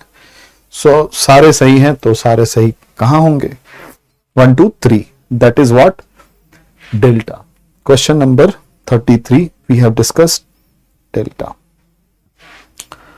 ठीक है बच्चे. 30. Question number 33 we discussed ना? 32, 33. Yes, delta is the right answer. Consider the following statement with reference to tide. The effect of moon on earth's tide is greater than the effect of sun. Twice, लगभग 2 गुना ज्यादा है भाई. ठीक है, तो moon इसमें आगे है. चंदा मामा सूरज से ज्यादा बड़ी टाइड लाते हैं. उनका इफेक्ट टाइड लाने में नंबर 1 है. In spring tide, the high tide are higher than the normal, while the low tide are lower than the normal. Spring tide, the high tide is higher than the normal. High tide is higher than the normal. सही बात है. और Tide अगर ऊपर आएगा तो जो low tide होगा बच्चे वो लोअर देन द नॉर्मल होगा, उसको नीप टाइड कहते हैं. तो spring tide second is also correct. So both 1 correct खोजना है. Both 1 and 2 is going to be the correct answer. Consider the following statement. Cold air mass is characterized by low specific humidity. Cold air mass is characterized by low specific humidity. Okay? Very low specific humidity. क्योंकि evaporation होता नहीं बच्चे वहां पे ज्यादा, तो humidity कहां से होगी? And then precipitation occurs only when cold air mass lies over a warm ocean surface. Statement 2. Statement 2 is also correct. Warm air masses generally originate in the subtropical region. That is perfectly correct. So 1, 2 and 3 all are correct. So delta will be the right answer. Question 36. With respect to the Madden-Julian oscillation, consider the following statement. Remember Madden-Julian oscillation, teleconnection we discussed. It is an eastward moving fluctuation of cloud, impulse of cloud generated in the West Indian Ocean, moving towards east, reaching to East Indian Ocean, then into West Pacific Ocean, and then finally reaching to Central Pacific, to East Pacific and get vanished. और इसको चलने में 30 से 60 दिन का normal समय लगता है. अगर ये नॉर्मल साइकिल है तो ये इंडियन मानसून को स्ट्रेंथन करती है, ठीक है, या अनअफेक्टेड रख देगी. लेकिन अगर एबनॉर्मल है, यानी अगर इसका टाइम 90 डेज साइकिल को फॉलो करने वाला है, तो it can affect the Indian monsoon negatively. It may affect the Indian monsoon negatively. This is what Madden Julian oscillation. It was discovered for the first time in 1971 by Ronald Madden and Paul Julian. लेकिन ये वहां उत्पन्न क्यों होते हैं और वो eastward ही क्यों चलते हैं जबकि ट्रेड विंड अपोजिट चल रही है, इसके बारे में कुछ पता अब तक नहीं है. तो बहुत सारी वेदर फिनोमेना है जिसको हम नहीं जानते. It is an eastward moving fluctuation of cloud, rainfall, wind and pressure near the equator. सही बात है भाई, इंडियन ओशन में है और इंडियन ओशन से चल के पैसिफिक में पहुंचता है भाई. It brings good rainfall over the Indian subcontinent when it is over the Indian ocean during monsoon season. This statement has some technical mistake. Okay, इनका कहना है कि अगर ये इंडियन ओशन पर है तो भारत में अच्छा रेनफॉल लाएगा. It is not necessarily right. If it is of 30 to 60 day cycle, तो इसे नॉर्मल कंडीशन कहते हैं बच्चे. तब तो अच्छा रेनफॉल तो होना ही है, होगा ही. लेकिन अगर ये एबनॉर्मल है and it is of duration of 90 days cycle, तब क्या करता है? It may affect, again it is not going to affect, may affect rainfall. ये अफेक्ट कर सकता है रेनफॉल को, वो भी तब। और रेनफॉल को क्या अफेक्ट करेगा? ब्रेक्स को लंबा कर देता है, मानसून ब्रेक्स को। ठीक है, तो इसका ध्यान रखिएगा, एक्सप्लेनेशन ध्यान से पढ़िएगा। तो मेरे हिसाब से it brings good rainfall when it is in normal condition. उस एस्पेक्ट में देखेंगे तो ये सही है, नहीं तो टेक्निकल एस्पेक्ट में अगर देखेंगे तो ये स्टेटमेंट गलत हो जाएगा। So do take care of this. If it is what normal, MJO, not make joke of Madden-Julian oscillation, then it is going to be perfectly normal. It is going to have no impact on Indian monsoon. Rather, Indian monsoon will be good. But अगर ये delayed है, धीरे धीरे चल रहा है, 90 days में अपनी साइकिल खत्म कर रहा है, तब ये नुकसान पहुंचा सकता है, वो भी तब जब ईस्टर्ली जेट हमारी कमजोर पड़ेगी तब।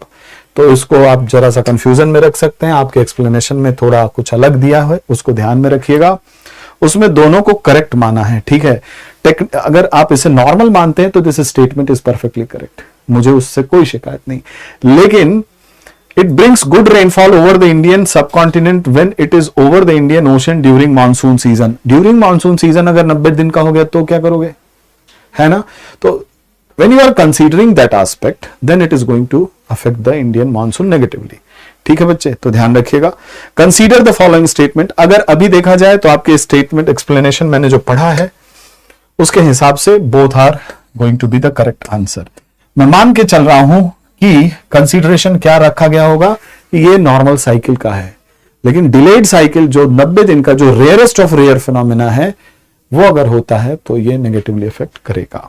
ठीक है बच्चे, let's come to the next question. Consider the following statement. There is a slight flattening of the earth at the equator and slight bulge at pole.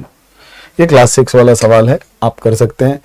On any given day, the position of the earth's magnetic pole move by a few meter. ये बच्चों वाला सवाल नहीं रह गया। ठीक है, ये सही है बच्चे। लगभग 10 किलोमीटर का चेंज आ रहा है मैग्नेटिक पोल में पर ईयर। तो अगर इसको आप कैलकुलेट करेंगे पर डे तो हाँ, कुछ मीटर से तो चेंज हो रहा है। That is right, A is right, 2 is right. The polarity of the earth magnetic field has remained the same since the formation of earth. ये नहीं है। Polar wandering is a phenomena that is going on and it is attributed to the current, convectional current, which is formed in the outer core, and that's why the pole, magnetic pole, is wandering.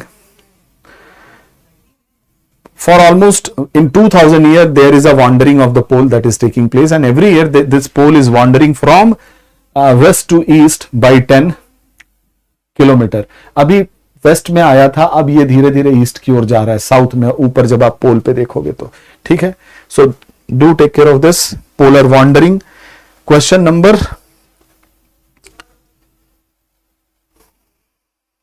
ये अच्छा सवाल था, बच्चों वाला नहीं है, पढ़ लेना। It is highly variable surface ocean current of warm water that flow north easterly pass the island chain that separate.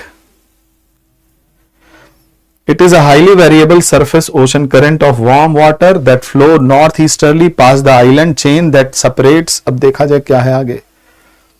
The Caribbean Sea and Atlantic Ocean, Antilles की बात कर रहा है, Antilles current ना, answer is Antilles current। Okay, the warm current। और आप देखेंगे Antilles current entering inside, there is Gulf Stream and therefore Florida current also, and there is 4 current merging over there making Gulf Stream. So this is what Antilles current। okay, कहानी आपको बताई है। Consider the following pair। Basket of egg topography, drumlins को कहते हैं भाई। Basket of egg topography associated erosional agent wind लिखा हुआ है, गलत है।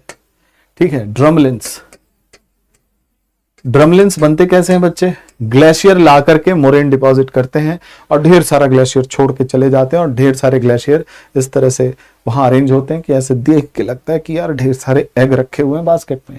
Karst topography, well karst topography is not by glacier, it is because of the crust over there which is made up of either dolomite or limestone, and there is a water and groundwater being the agent, so it is not glacier। badland topography, river है भाई, Chambal badland, Chambal badland topography, that is riverine erosion, that is what badland topography।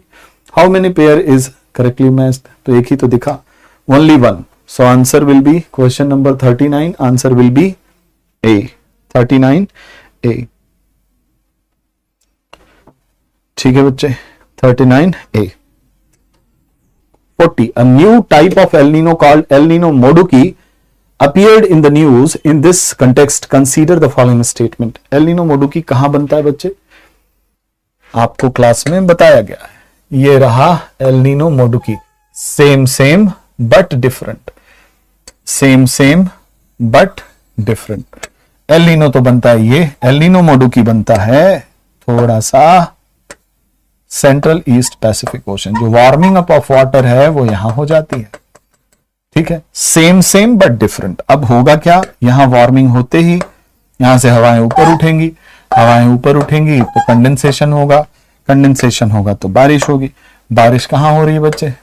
Central east Pacific ocean में हो रही है बारिश, Peru के coast पे नहीं हो रहा. उसके बाद क्या होगा बच्चे?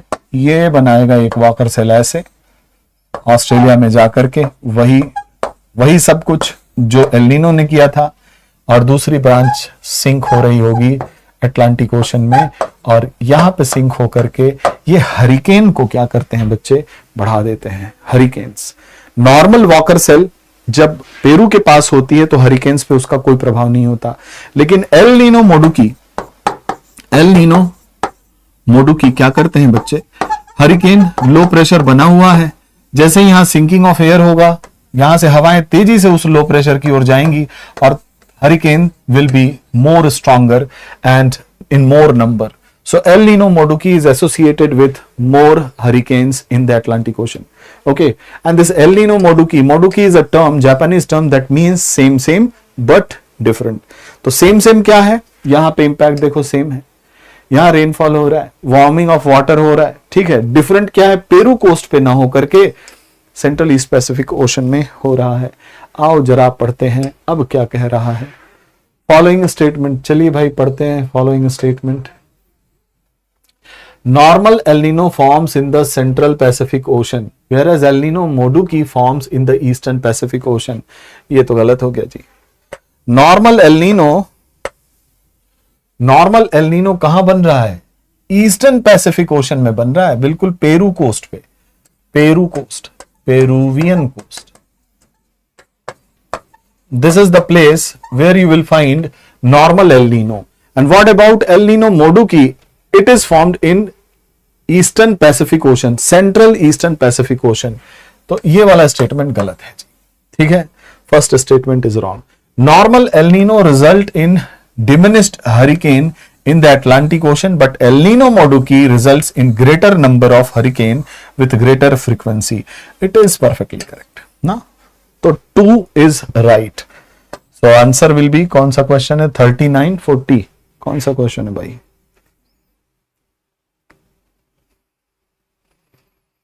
40 ना. So 40 B is the right answer.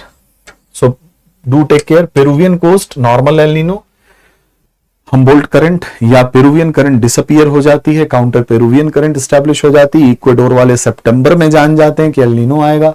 ये सब क्लास में बताया है, अगर आपको क्लास नोट्स याद हो तो. चलिए आगे चलते हैं. Let's come to the next question, and the next question is consider the following statement with reference to the wind energy in India. India ranks first globally in the wind energy production capacity. नहीं, भारत अभी चौथे position पे है. Number 1 पे China, USA, Germany and 4th पे बच्चे India आता है. In India Gujarat has highest wind energy potential followed by Rajasthan. This is right. दोनों केस में बच्चे 120 metre and 150 metre wind potential. Gujarat is number 1 followed by Rajasthan. Ministry of environment forest climate change is responsible for regulating. नहीं भाई, wind energy renewable energy है, so ministry of renewable energy अलग से ministry है जो इसे रेगुलेट करता है. तो 3rd is wrong and first one is wrong, second is correct. Which of the above statement is are incorrect. अरे वाह, इनकरेक्ट ढूंढना है. देखो इसका भी ध्यान रखना एग्जाम में. इनकरेक्ट ढूंढ रहा है, करेक्ट खोज के पहला ऑप्शन तुम्हारे लिए चिपकाए होंगे वो करेक्ट वाले. तो देखते हैं. 1 और 3 करेक्ट है, 2 इनकरेक्ट है. तो आंसर क्या हो जाएगा? तो निकाल लोगे। अरे यार कहां चला गया? 41. So 1 is incorrect. 1 and 3 ये आंसर होना चाहिए, 1 and 3. So there will be Charlie. So do take care of this. Consider the following statement: Myanmar, Iran, Afghanistan, Thailand, Laos, Pakistan. क्या करना है भाई इनका? Myanmar, Iran, Afghanistan, Thailand, Laos, Pakistan. Which of the following country is part of golden triangle? Golden triangle है भाई drug peddlers का. तो ये हो गया नंबर 1. Number 2 Thailand, Laos. तो 1, 4 और 5 ये है आपके गोल्डन ट्राइंगल. ठीक है.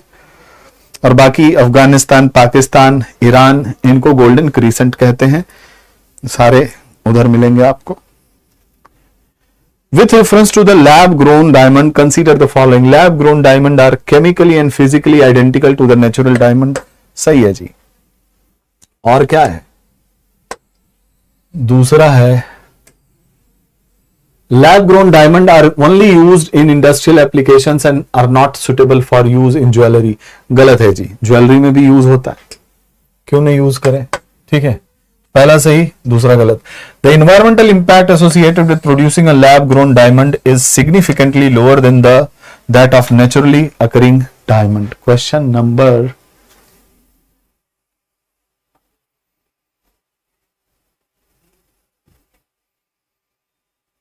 44. Statement 1 correct, statement 2 incorrect, statement 3 incorrect. Okay, statement 3 incorrect. So right answer will be 44A. 44A. That is also incorrect. Please mark it important. इसको पढ़ लीजिएगा. थोड़ा सा कंफ्यूजन था मुझे. ठीक है. So only one is correct. 44. Consider the following statement with respect to summer solstice. Summer solstice 21st June. Occur annually on around 21st. क्या? Around 21st in the northern hemisphere. पूरा कहीं छिप गया. जून लिखना चाहिए था, है ना? अगर जून है तो सही है. 21st June in northern hemisphere. It result in equal daylight and night. नहीं भाई, summer solstice है, equinox नहीं है. गलत है. It takes place when the sun is directly over equator. गलत है. ठीक है. ये सब तो बहुत अच्छे से कर सकते हैं आप लोग, काफी अच्छे से समझे हैं. 44. How many statement is are correct? So एक ही सही है भाई.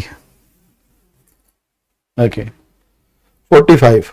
Consider the following statement with reference to the sickle cell disease. ये तो बायोलॉजी आ गया जी, genetics.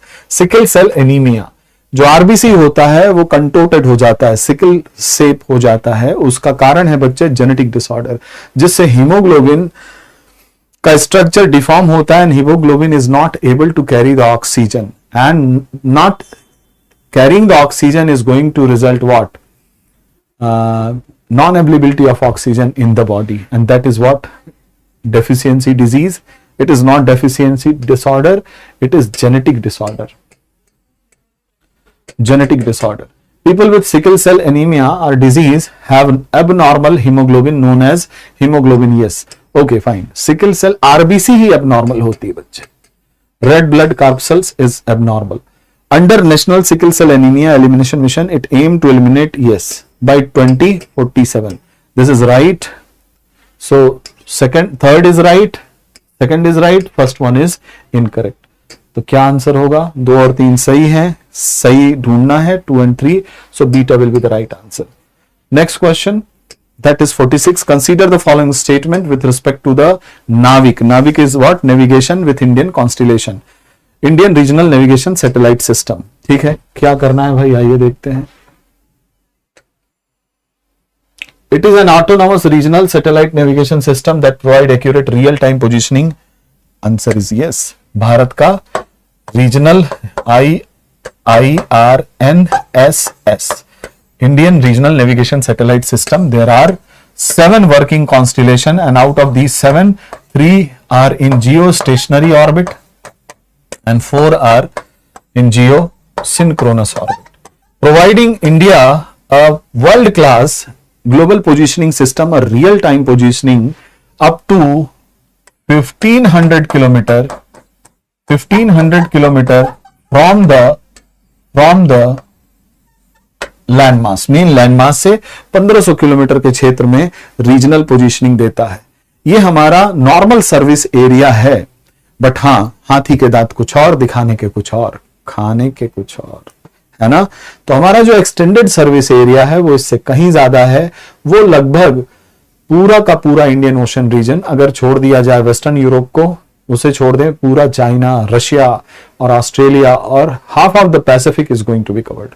Okay, so extended area ज्यादा है, लेकिन हम अपने सर्विस एरिया को बताते हैं, वो बताते हैं 1500 किलोमीटर है भाई। तो लोग खुश हो जाते हैं कि अच्छा 1500 किलोमीटर, लेकिन वास्तव में हम अपने गोल्डन क्रीसेंट को भी देख सकते हैं और गोल्डन ट्रायंगल को भी देख सकते हैं, ठीक है। और वो भी किस प्रेसीजन से? 20 सेंटीमीटर के मिलिट्री प्रेसीजन से। मिलिट्री सर्विस भी देता है और स्टैंडर्ड सर्विस भी देता है, जो सिविलियन यूज के लिए है। तो we have both kind of service from this Indian regional navigation satellite system. Let's talk about the statement. It is autonomous regional satellite navigation system that provide accurate real-time positioning and timing services. Yes, timing services का मतलब time certificate, ATM transaction, share market, online transaction. These all are going to be part of time certificate. It covers India and region extending 5000 kilometer around. नहीं, ये नहीं है भाई, 1500 kilometre का area है, ठीक है, 1500 किलोमीटर। और अगर एक्सटेंडेड एरिया भी देखा जाए तो नॉट ऑल राउंड 5000 किलोमीटर, जो कि गलत है, ठीक है। So it is 1500, so 2 is wrong. It is primarily used for military purpose and is not available for civilian. ऐसा नहीं है, हमारे पास दोनों सर्विसेज अलग अलग हैं। एक है स्टैंडर्ड सर्विस जिसमें 10 मीटर का रिजोल्यूशन दिया जाता है, and second one is military grade service, that is what precise service, and that is given to the militaries, and in that resolution is going to be 20 centimeter. That means now India has a prerogative कि गोली यहां मारनी है कि यहां मारनी है, हम यहीं बैठे बैठे डिसाइड कर सकते हैं। So this is the beauty of ISRO and we have developed this. कहानी शुरू होती है बच्चे कारगिल वार के समय, जब हम लोगों ने अंकल सैम से मांगा था कि दे दो अंकल, उनकी पोजीशन दे दो, ठोक डालें। अंकल सैम बोले इतना ही मन है तो खुद अपना बना ले। बात दिल को लग गई, और लगी ऐसी लगी कि 2013 से काम शुरू हुआ बच्चे, और 2018 तक हमने अपना IRNSS डेवलप कर लिया। कुछ ग्लिचेस आए तो फिर हमें कुछ सैटेलाइट और लॉन्च करने पड़े। हमारे पास पैसे कम थे, इसलिए अभी 7 सैटेलाइट, और जिस दिन हमने 10-12 और लॉन्च कर लिए ना, तो पक्की बात है ये रीजनल पोजीशनिंग ग्लोबल पोजीशनिंग में पहुंचेगा, इसमें कोई दो राय नहीं। सो थैंक्स टू इसरो कि उसने हमें ये प्राउड मोमेंट दिया और हम उसे एंजॉय कर रहे हैं। सो दिस इज व्हाट आंसर क्या हो जाएगा भाई? क्वेश्चन छोड़ दिया इमोशन में बह के। 1 is right, second is wrong, military purpose not available, 2 and 3 wrong. तो क्या करना है? इनकरेक्ट ढूंढना है, 2 और 3 आ जाएगा answer. 2 and 3 is answer. With respect to the Gulf Mannar Biosphere Reserve, Gulf of Mannar पहला मरीन बायोस्फीयर रिजर्व है। कहां पे है? आप देख रहे होंगे, तमिलनाडु के ईस्ट में। It is first marine biosphere reserve in the South and Southeast Asia. It is located between Dhanushkodi and Thoothukudi in Kerala. नहीं भाई, ये चीज तो ठीक दिया है, धनुषकोडी। ये लास्ट पॉइंट है हमारे भारत का, श्रीलंका, थलाई मन्नार, ठीक है। धनुषकोडी और थूथुकोडी, ये दोनों कहां पे हैं बच्चे? तमिलनाडु में है। थूथुकोडी आपको जानना चाहिए इसलिए भी क्योंकि इसरो का यहां पे सेकंड लॉन्चिंग स्टेशन डेवलप हो रहा है। स्मॉल सैटेलाइट लॉन्च व्हीकल के लिए ISRO is developing new launching station at Thoothukudi, okay, and it is in Tamil Nadu. So 2 is wrong, 1 is right. The dugong, okay, fine. This dugong, दो बार dugong, एक species एक जिनस, इसको कहते हैं बच्चे सी काउ। सी काउ इसलिए कहते हैं क्योंकि ये हर्बीवोर्स, मैमल है, हर्बीवोर है, इसलिए इसे सी काउ कहते हैं, डुगोंग। तो एक बार डुगोंग दिया है, 2 बार डुगोंग नाम है, हाँ? So dugong, a vulnerable marine mammal, is the flagship mammal of the park. It is right. Na? 1 and 3 are correct. 1 and 3 are correct.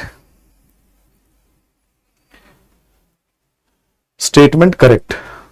1 and 3. So Charlie will be the right answer. Next question, consider the following statement with respect to the lake Victoria. Lake Victoria Africa. चलिए Africa में खोल लीजिए map और देखिए Kenya, Uganda और Tanzania के पास lake Victoria है जो फ्रेश वाटर लेक है, लेकिन एरिया के मामले में सुपीरियर से छोटी है। ठीक है, तो it is second largest fresh water lake in the world. It is the largest fresh water lake globally in terms of surface area. गलत है भाई, it is superior.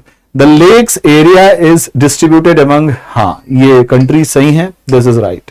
Environmental issue are arising in the Lake Victoria basin due to human action and shift in precipitation pattern। ऐसा हुआ है कि climate change के कारण बच्चे प्रेसिपिटेशन पैटर्न बदल रहे हैं और इस बदलने के कारण हम और आप देख सकते हैं कि which question we are discussing 48 ना 48। Okay, so Lake Victoria, it is Africa's largest freshwater lake, and that is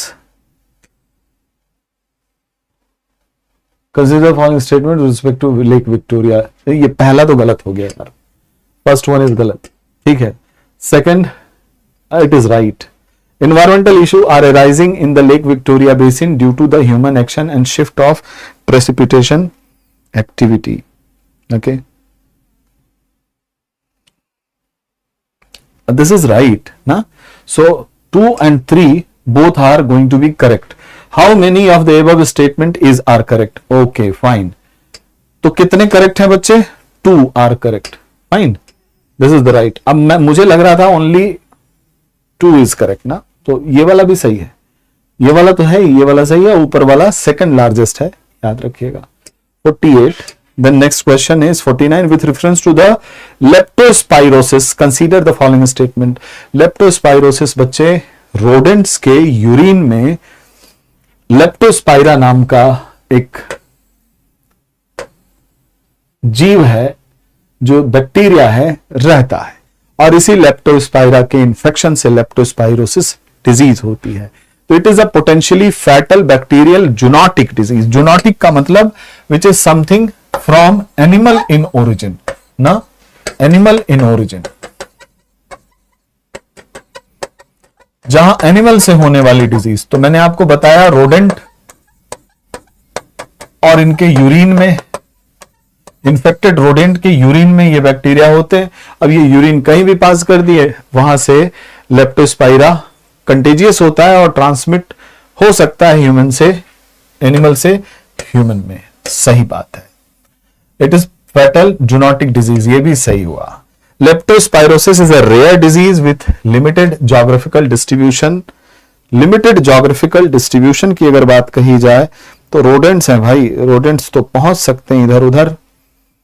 हाँ, which of the statement are correct? अच्छा, ये कैन नॉट बी ट्रांसमिटेड है, इट कैन बी ट्रांसमिटेड ना, it is can not be transmitted, can not be transmitted, तो this is wrong ना, transmit हो ही रहा है पहली चीज। Leptospirosis is rare with limited geographical distribution. Again rodent will be omnipresent, cosmopolitan और हर जगह पाए जाते हैं, तो इनका लिमिटेड जोग्राफिकल एक्सटेंट नहीं है, ये कहीं भी पाए जा सकते हैं। अफ्रीका में ज्यादा पाए जाते हैं और भी जगह पे जहां वेक्टर बॉर्न डिजीज आप देखेंगे वहां लेप्टोस्पाइरोसिस मिलेगा। So answer, so which of the above statement is are correct? 1 only. तो एक सही है, बाकी दोनों में कुछ कुछ गलतियां हैं, ध्यान से देखना पड़ेगा। यहाँ कैन नॉट बी ट्रांसमिटेड लिखा है, do remember. Next question, with reference to the global environmental facility consider the following statement. 1992 में अर्थ समिट में इसे बनाया गया था और ये क्या कर रहा है? फाइनेंसेस को ध्यान में रख रहा है। It was established in 1992 Rio earth summit. It is largest source of multilateral funding for biodiversity globally. It undertakes the scientific research on environmental issue at global level. Research वगैरह नहीं देखता भाई, इसका काम है फंडिंग करना। ये वाला सही है, largest source of multilateral funding, ये भी सही है। इट अंडरटेक साइंटिफिक रिसर्च, ना ना ना, वो जिम्मेदारी बाकी। So 1 and 2 is going to be correct. Answer is 1 and 2। आई क्या चला गया भाई? कहां चला गया, 1 and 2, यही तो है alpha, alpha is the right answer. So this is all about your paper test 5. Tomorrow we are going for the next test discussion. तब तक के लिए बहुत बहुत धन्यवाद. पढ़ते रहें, आगे बढ़ते रहें. Thank you very much.